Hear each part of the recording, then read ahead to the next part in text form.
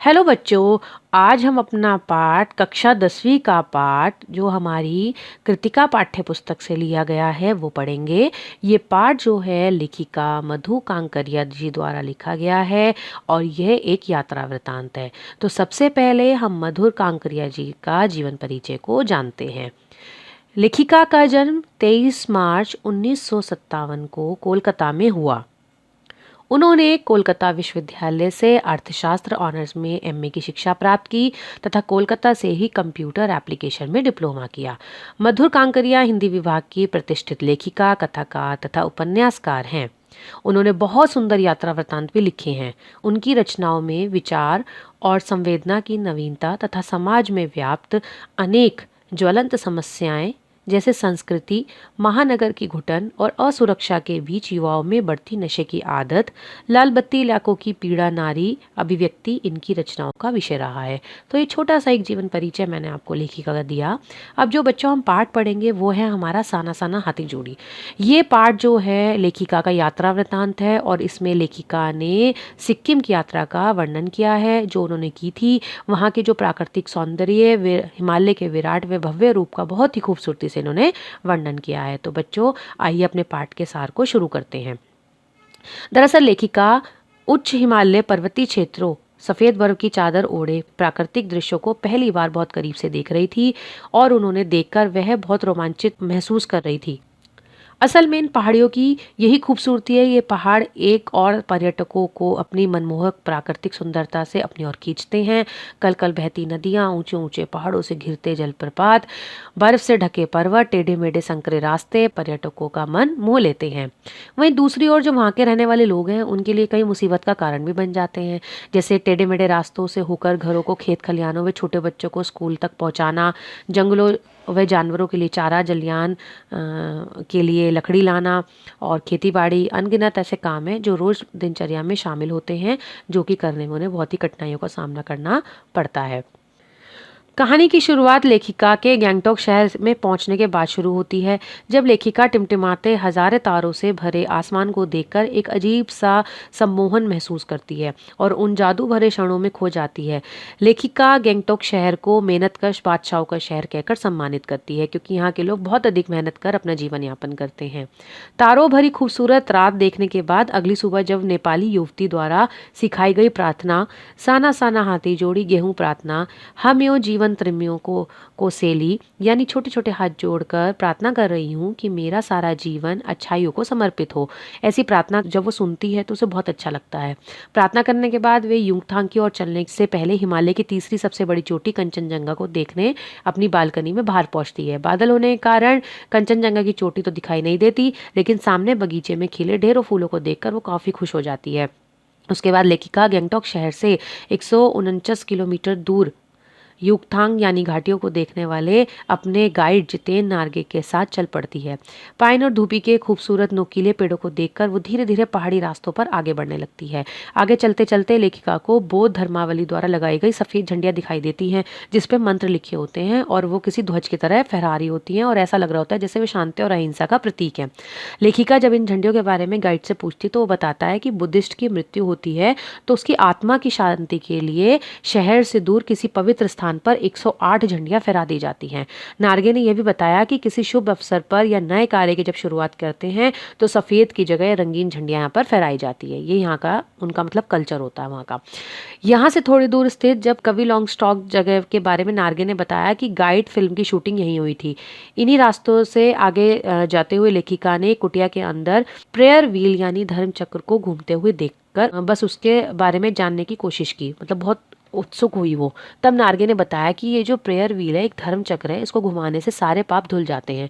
ये सुनकर लेखिका को लगा कि पहाड़ हो या मैदान, कोई भी जगह हो, इस देश में आत्मा एक जैसी होती है। जैसे जैसे लेखिका अपनी यात्रा में पहाड़ की ऊंचाई की तरफ बढ़ने लगी, बाजार, लोग, बस्तियां सब पीछे छूटने लगे। अब लेखिका को नीचे घाटियों में पेड़ पौधों के बीच बने छोटे छोटे घर ताश के पत्तों की तरह दिखाई दे रहे थे। और ना जाने कितने ही तीर्थ यात्रियां, कवियों, दर्शकों, साधु संतों के आराध्य हिमालय का विराट व वैभवशाली रूप धीरे धीरे लेखिका के सामने आने लगा था।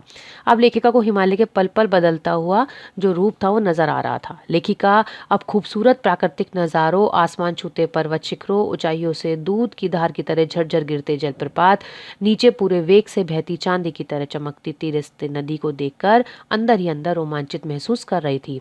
तभी उनकी जीप सेवन सिस्टर वाटरफॉल पर रुकी। यहाँ पहुंचकर लेखिका को ऐसा लग रहा था कि उसके अंदर की सारी बुराइयां व दुष्ट वासनाएं इस झरने के निर्मल धारा में बह गई हों। यह दृश्य लेखिका के मन व आत्मा को शांति देने वाला था। धीरे धीरे लेखिका का सफर आगे बढ़ता गया और प्राकृतिक दृश्य पल पल में कुछ यूं बदल रहे थे जैसे कोई जादू की झड़ी घुमा रहा हो। मतलब पल पल में दृश्य बदल रहे थे। पर्वत, झरने, घाटियां, वादियां के दुर्लभ नज़ारे, सभी कुछ बेहद खूबसूरत था। तभी लेखक की नज़र थिंक ग्रीन बोर्ड पर पड़ी, जहाँ कुछ कल्पनाओं से भी ज्यादा सुंदर था। तभी लेखिका की जर्मनी हकीकत का एक दृश्य अंदर से झकझोर गया। जब लेखिका कुछ पहाड़ी औरतों को कुदाल और हथौड़ी से पत्थर तोड़ते हुए देखा। कुछ महिलाओं की पीठ पर बड़ी सी टोकरी थी जिसमें उनके बच्चे बंधे थे। मातृत्व साधन और श्रम साधन का यह रूप देखकर उसे बड़ा आघात लगा। पूछने पर पता चला कि ये महिलाएं पहाड़ी रास्तों को चौड़ा बनाने का काम कर रही हैं। यह खतरनाक काम होता है क्योंकि रास्तों को चौड़ा बनाने के लिए डायनामाइट का प्रयोग किया जाता है और कई बार इससे मजदूरों की मौत भी हो जाती है। देखकर वे मन मन सोचने लगी कितना कम लेकर ये लोग समाज को कितना अधिक वापस कर देते हैं। थोड़ा सा और ऊंचाई पर चलने के बाद लेखिका ने देखा कि 7-8 साल के बच्चे अपने स्कूल से घर लौटते हुए उनसे लिफ्ट मांग रहे थे। लेखिका के स्कूल बस के बारे में पूछने पर नार्गी ने हंसते हुए बताया कि पहाड़ी इलाकों में जीवन बहुत कठोर होता है। ये रोज 3-4 किलोमीटर टेढ़े मेढ़े रास्ते से पैदल चलकर अपने स्कूल पहुंचते हैं। शाम को घर आकर अपनी माओ के साथ मवेशियों को चराने जंगल में जाते हैं और जंगल में भारी भारी लकड़ियों के गट्ठर सिर पर रखकर लाद कर घर लेकर आते हैं। जीप पर धीरे धीरे पहाड़ी रास्तों से बढ़ने लगी। तब सूरज ढलने लगा। लेखिका ने देखा कि कुछ पहाड़ी औरतें गायों को चराकर वापस अपने घर लौट रही थी। लेखिका की जीप चाय के बागानों से गुजरने लगी। सिक्किम परिधान पहने कुछ युवतियां बागानों से चाय की पत्तियां तोड़ रही थी। चटक हरियाली के बीच सुर्ख लाल डूबते सूरज की स्वर्णिम और सात्विक आभा में इंद्रधनुषी जो छटा जो बिखेर रही थी वो बहुत ही सुंदर लग रही थी।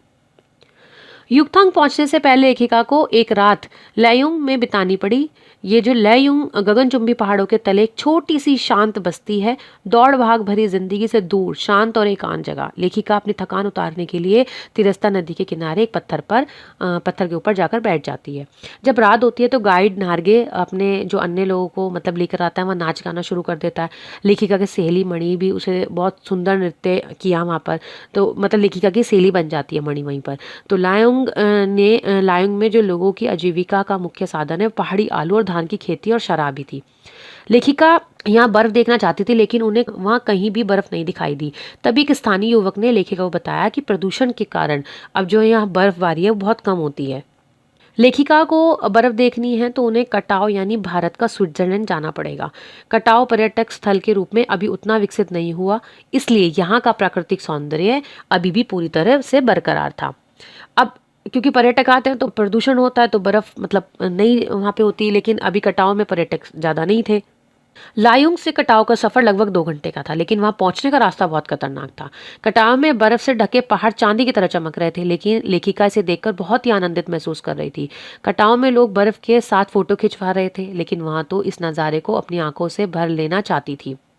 उन्हें ऐसा लग रहा था कि जैसे कि ऋषि मुनियों के वेदों की रचना करने की प्रेरणा यहीं से मिलती हो, और उन्हें यह भी महसूस हो रहा था कि असीम सौंदर्य को कोई अपराधी भी देख ले तो वह भी आध्यात्मिक या ऋषि मुनि हो जाए। मतलब इतना शांत और इतना असीम सौंदर्य था वहां पर। तो लेखिका की जो सहेली मणि थी उसके मन में दार्शनिकता का भाव पनपने लगे। वह कहने लगी कि प्रकृति का जल संचय व्यवस्था कितनी शानदार है ना। मतलब जो जल संचयन व्यवस्था होती है वो कितनी खूबसूरत लग रही थी वहां पे। वह अपने अनोखे ढंग से ही जल संचयन करती है। यह हिम शिखर जो है जल स्तंभ है पूरे एशिया के। प्राकृतिक जाड़ों में पहाड़ की ऊंची ऊंची चोटियों में बर्फ जमा देती है और गर्मी आते ही बर्फ पिघलाकर पानी के रूप में नदियों में बहकर हम तक पहुंचती है और हमारी प्यास बुझाती है। थोड़ा आगे चलने पर लेखिका को कुछ फौजी छावनियां दिखी। तभी उन्होंने ध्यान आया कि यह बॉर्डर एरिया है, ये चीन की सीमा भारत से लगती है। जब लेखिका ने एक फौजी से पूछा कि आप इस कड़कड़ाती ठंड में यहाँ कैसे रहते हैं, तो फौजी ने बड़े हंसते हुए जवाब दिया, आप चैन से रहें, आप चैन से अपने घर में सोएं, क्योंकि हम यहाँ पहरा दे रहे हैं, इसलिए हम यहाँ रहते हैं। लेखिका सोचने लगी कि मजबूर हो गई थी कि इस कड़कड़ाती ठंड में हम थोड़ी देर कहीं ठहर नहीं पा रहे और ये फौजी कैसी अपनी ड्यूटी निभाते होंगे। यह सोचकर लेखिका सिर सम्मान से झुक गया। उन्होंने फौजी से फेरी भेटलुआ यानी फिर मिलेंगे कहकर विदा ली।